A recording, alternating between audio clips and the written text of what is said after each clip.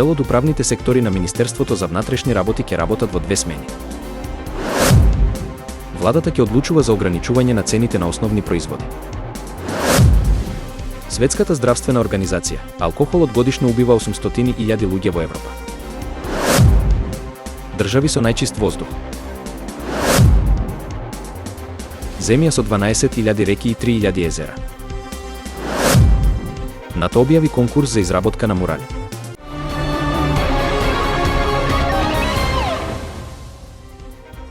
Од денеска, одредени отсечоци за управни работи при Министерството за внатрешни работи ќе работат во 2 смени, со цел да се подобри пристапот до административните услуги. Оваа мерка е воведена поради зголемената побарувачка за лични документи, како што се пасоши, лични карти и возачки дозволи. Според соопштението на Министерството за внатрешни работи, дополнителната смена ќе важи во најфреквентните одделенија низ земјата, каде што се забележани најголеми гужви. Се очекува оваа промена значително да го намали времето на чекање и да им олесни на граѓаните кои не можат да ги завршат обврските во текот на стандардното работно време. Граѓаните можат да се информираат за распоредот и работните часови на конкретните одделенија преку официјалната веб страница на Министерството за внатрешни работи. Воедно се препорачува користење на термин преку електронско закажување за побрза и поефикасна услуга. Оваа иницијатива е дел од напорите на Министерството за внатрешни работи за подобрување на услугите и одговор на зголемените потреби на граѓаните. Доколку се покаже како успешна, можно е и други одделенија да го следат истиот модел на двосменско работење. Владата на денешната седница ќе дискутира за мерки за ограничување на цените на одредени основни производи во малопродажбата. Министерството за економија и труд примило неколку предлози од трговците, од кои некои се однесуваат на ограничување на маржата, а други на директно намалување на цените на основните прехранбени производи. Стопанската комора на трговци предложи намалување на цените на 100 до 200 производи, наместо првично предвидените над 1000 артикли, за ефективно намалување на трошоците за граѓаните. Министерството за економија и труд најави дека конечната одлука ќе биде донесена до крајот на неделата, а јавноста ќе биде навремено информирана за деталите. По двата граѓански бојкота и зголемувањето на цените, владата минатата недела наложи подготовка на предлогодлука за ограничување на маржите на 10% за основните прехранбени производи, хигиенските средства и бебешката храна. Ова се базира на извештајот на Државниот пазарен инспекторат, кој утврди дека маржите во малопродажбата надминуваат 20%, а кај некои дистрибутери достигнуваат дури 50%. Дискусијата во владата ќе биде клучна за одредување на нови мерки, кои треба да обезбедат подостапни цени за граѓаните, додека трговците бараат рамнотежа што ќе им овозможи одржливост во работењето. Светската здравствена организација објави загрижувачки податоци дека алкохолот годишно предизвикува смрт кај 800.000 луѓе во Европа, што представува значителен здравствен проблем. Истражувањата покажуваат дека многумина не се свесни за врската помеѓу консумацијата на алкохол и зголемениот ризик од рак. Според извештајот на Светската здравствена организација, алкохолот е еден од водечките фактори за развој на малигни заболувања, вклучувајќи рак на црниот дроб, дојка и дигестивниот тракт.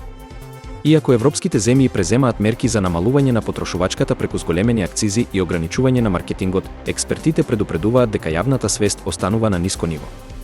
Светската здравствена организација препорачува засилени кампањи за информирање на граѓаните за штетните последици од алкохолот, како и за јакнување на регулативите за негова продажба и рекламирање. Истовремено, лекарите повикуваат на редовни прегледи и умереност во консумацијата, со цел да се намали ризикот од сериозни здравствени последици. Според најновите податоци, Естонија е на врвот на листата на европски земји со најчист воздух. Оваа земја се истакнува со многу ниски нивоа на загадување и посветеност на еколошките стандарди. Клучни фактори за ова достигнување се обновливите извори на енергија и високиот степен на еколошка свест во општеството. Иако земјите како Финска и Исланд имаат слични достигнувања, Естонија ја предводи листата благодарение на своите напори во намалувањето на индустриското загадување и промоцијата на чисти транспортни решенија. Регулативите кои ограничуваат емисијата на штетни гасови и поттикнувањето на употребата на зелена енергија играат клучна улога во постигнувањето на вакви резултати.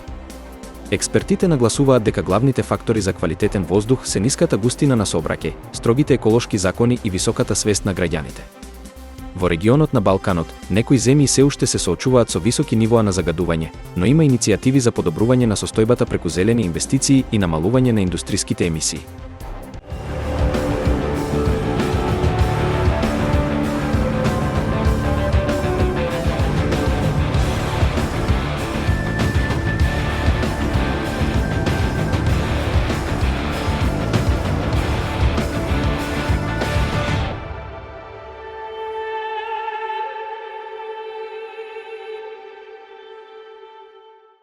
Вистина е дека Латвија е земја со 12.000 реки и 3.000 езера, сместена на брегот на Балтичкото море, заедно со резервоарите за вода. Реките и езерата покриваат 3,7% од нејзината територија, што ја прави богата со водни површини.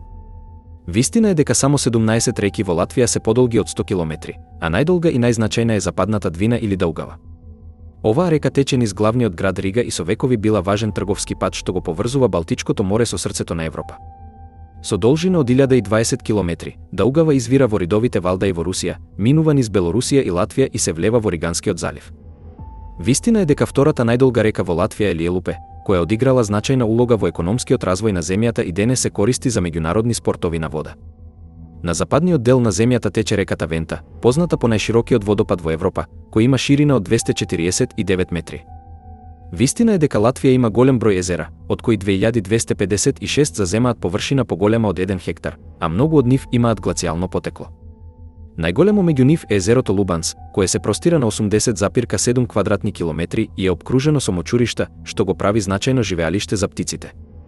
Вистина е дека Латвија е една од трите балтички држави, заедно со Естонија и Литванија, и има богата историја што се протега од древните балтички племиња до денешната независна република. Главен град е Рига, најголемиот град во регионот, познат по својата средновековна архитектура, шарените згради во стилот на Арнуво и историското старо градско јадро, кое е под заштита на УНЕСКО. Вистина е дека земјата има умерено континентална клима со студени зими и благи лета, што ја прави атрактивна за љубителите на природата во секој период од годината. Латвија е позната по своите густи шуми, кои покриваат речиси половина од нејзината територија, а националните паркови како Гауја и Кемери нудат можности за планинарење, наблюдување на диви животни и релаксација во природата. Вистина е дека латвиската култура е длабоко поврзана со народната музика и традициите, а Латвија е позната по своите хорски фестивали, како што е Латвискиот фестивал на песната и танцот, кој се одржува на секои 5 години и привлекува илјадници учесници. Латвиската кујна е богата со јадења базирани на риба, компири и млечни производи, додека традиционалниот пијалок е црниот балсам, познат по својата билна арома и силен вкус. НАТО распиша конкурс за уметници од целиот свет кои сакаат да создадат мурали инспирирани од темата одржување на нашата заедничка иднина.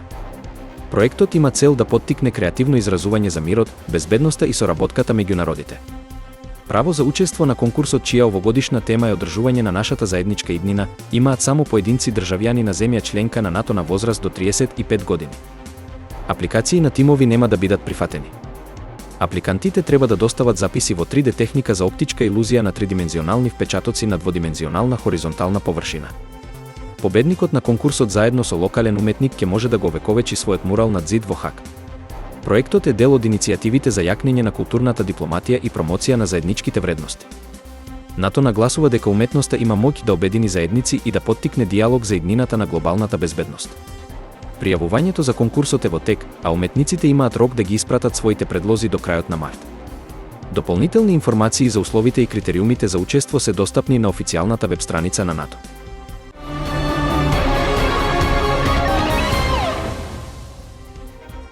Дел од управните сектори на Министерството за внатрешни работи ќе работат во 2 смени. Владата ќе одлучува за ограничување на цените на основни производи. Светската здравствена организација: алкохолот годишно убива 800.000 луѓе во Европа. Држави со најчист воздух. Земја со 12.000 реки и 3.000 езера. НАТО објави конкурс за изработка на мурали.